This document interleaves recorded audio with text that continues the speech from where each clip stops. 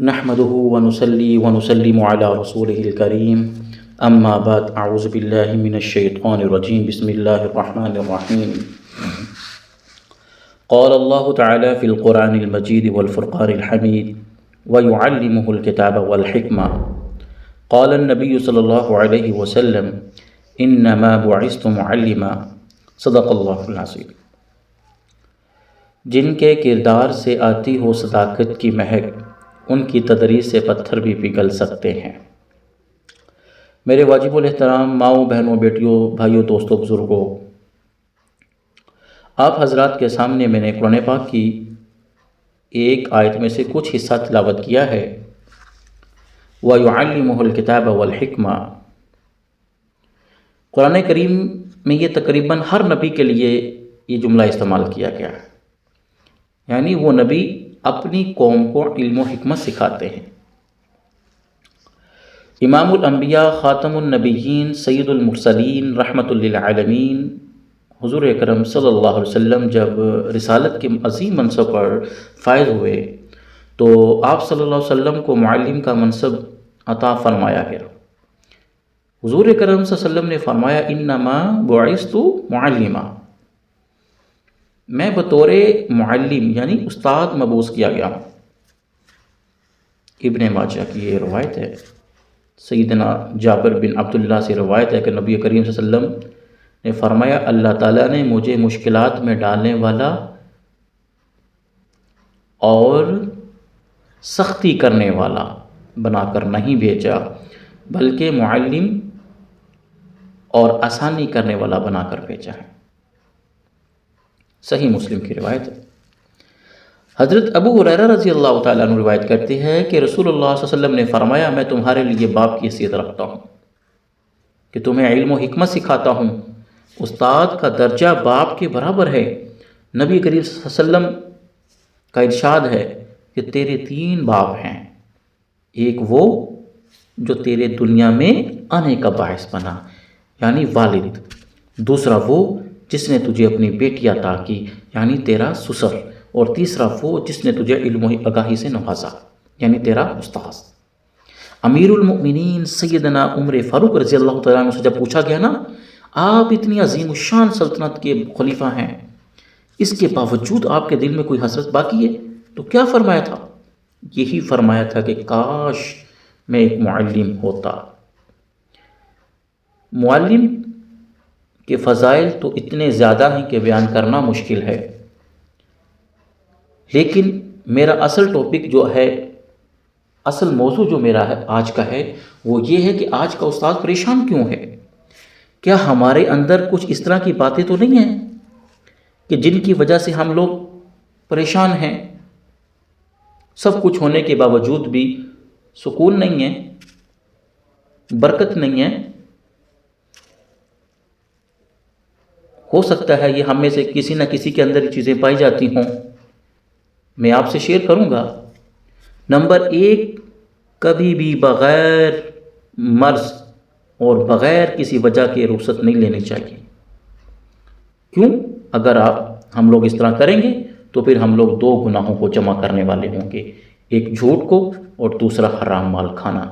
اور اللہ کی قسم کھا کر کہتا ہوں اللہ تعالیٰ کا خوف اور تقوی سب سے بہترین چیز ہے۔ نمبر 2، اپنے طالب علموں کے لیے غلطیوں سے درگزر کریں، کیونکہ نہ تو وہ فرشتے ہیں اور نہ شیاطین، اور استاذ کون ہے؟ ان کا مربی ہے۔ اپنے طالب علموں کے لیے اپنی محبت اور اپنی فکر کا اظہار کرتے رہنا چاہیے، اس سے ان کے دلوں میں آپ کے لیے بہترین جگہ بنے گی۔ نمبر 4، یاد رکھیں بہت سے لوگ اپنے اساتذہ کے حوصلہ افزائی والے ایک جملے سے عظیم بن گئے اور بلندیوں پہ پہنچ گئے، تو آپ بھی عظیم لوگ بنانے والے بنے۔ نمبر 5، اپنے معاملات کو، جتنے بھی معاملات طلباء کے ساتھ اچھا رکھیں تاکہ آپ موت کے بعد ان کی دعاؤں کا ہمیشہ حصہ بنا رہیں، اور یہ حصہ ہم تبھی بنیں گے جب ہم ان کے ساتھ اچھا سلوک کریں گے۔ اور یاد رکھیں نمبر 6، آپ کے وقت کا ہر منٹ طالب علم کا حق ہے۔ اگر آپ وقت ضائع کرتے ہیں تو قیامت کے دن ان کے بارے میں پوچھا جائے گا۔ اگر آپ نے وہ دن آج سے تو گزار لیا، لیکن کل قیامت کے دن اللہ کی عدالت میں آپ سے یہ سوال ہوگا کہ آپ نے اس بچے کا، ان بچوں کا کیوں حق رکھا۔ نمبر 7، آپ کے بھی بچے ہیں جو آپ جیسے اساتذہ کے پاس تعلیم حاصل کر رہے ہیں، آپ دوسروں کے بچوں کے ساتھ اچھا معاملہ کریں تاکہ آپ کے بچوں کے ساتھ بھی اچھا معاملہ ہو۔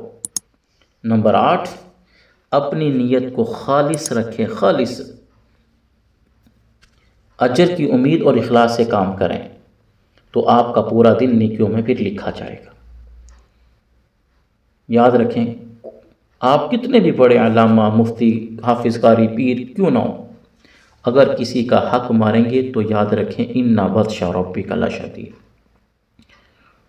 اللہ کی پکڑ بڑی سخت ہے، بے شک بڑی رب کی پکڑ سخت ہے۔ تو ہمیں غور کرنا چاہیے کہ ہم کہیں کسی کا حق تو نہیں کھا رہے، کیا ہم اپنی ذمہ داری کو حلال کر رہے؟ یاد رکھنا چاہیے، آج کا استاد انہی چیزوں سے غافل ہو گیا ہے کہ نہ تو وہ خود شریعت پر عمل کرنے والا ہے اور نہ ہی اپنے شاگردوں کو واعظ و نصیحت کرنے والا ہے، جبکہ یہ معلم، یہ استاد، یہ ایک مقدس ترین پیشہ ہے جس کو نہ صرف تبدیل کر کے رکھ دیا گیا ہے، بلکہ تعلیم کا مطلب ہی صرف اور صرف اب تو حصول دولت بن کر رہ گئے۔ آج کا استاد اللہ سے ڈرنے کی بجائے اپنے شاگرد کے نتیجے سے ڈرتا ہے۔ اگر رزلٹ اچھا رہا تو نوکری بچی رہے گی، اور اگر رزلٹ اس کے برعکس ہوا تو نوکری بھی ختم۔ اللہ، استاد کو ہمیشہ ہی وقار رکھنا چاہیے، ہمیشہ، اور اس کا سلوک تقویت بخش ہونا چاہیے۔ امام شافعی رحمۃ اللہ علیہ کا کہنا ہے کہ صرف معلومات کے کچھ ٹکڑے ٹکڑے کرنا صرف علم نہیں، علم کے لیے ضروری ہے کہ سنجیدگی، وقار، شائستگی اور تابعداری ہو، اور خدا کے ساتھ تعلق بھی مضبوط ہو، عقیدت بھی پیدا ہو۔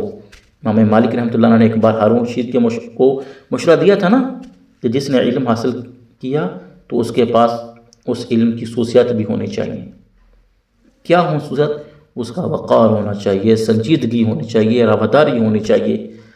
اور آج کے استاد کا یہی المیہ ہے کہ کاغذ کی ڈگری تو ہے، ہر کسی کے پاس ہے، درجنوں ہیں، مگر اس کے پاس اس ڈگری کے عوض وہ علم نہیں ہے جو وہ دوسروں کو بانٹ سکے۔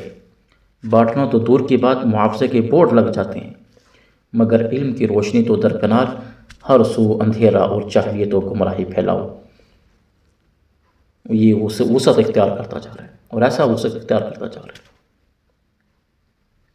وقار، سنجیدگی اور رواداری جیسی خصوصیات کے مالک اساتذہ معاشرے میں بہت کم لوگ ہیں جن کی کوششوں اور کاوشوں کے پیش نظر معاشرے میں کچھ استحکام نظر آتا ہے۔